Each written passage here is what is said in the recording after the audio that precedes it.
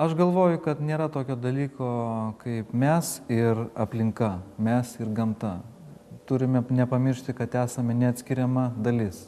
Kaip augalai, gyvūnai, žmonės, kartu su visa gamta, kurioje mes gyvenam, tai yra mūsų namai. Tai kaip ir mes artimiausiai savo aplinkoj norime gyventi tvarkingai, švariai, jaukiai ir saugiai, tai turime suvokti, kad tai, kas yra aplinkui šiek tiek toliau nuo mūsų namų sienų, yra tas pats. Todėl iš švarios gamtos pareina švarus maistas, švarus oras, švarus vanduo. Tai yra organiškai ir natūraliai būtinas dalykas, kad žmogus galėtų gyventi sveikai ir laimingai, jis turi gyventi švarioje, sveikoje, neužterštoje gamtoje.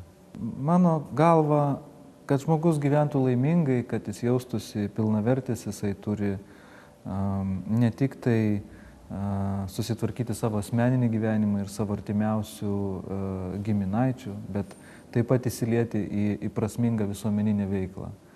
Ir tada bendruomenė, kurioje mes gyvenam, visuomenė, mūsų šalis, tik tada jinai gali klestėti. Ir kuo daugiau žmonių turės būtent tokį požiūrį, kad nepakanka užsiimti savo asmeniniais reikalais. Reikia kažkiek tai savo laiko, pastangų, energijos, lėšų atiduoti bendram reikalui, tuo geriau mes visi gyvensim, tuo saugiau, tuo įdomiau galų gale. Ir aš džiaugiuosi, kad vyksta tokios akcijos, kad yra entuziastų, kurie aukoja savo laiką, kurie daug įdėjo darbo, kad įvyktų šis projektas.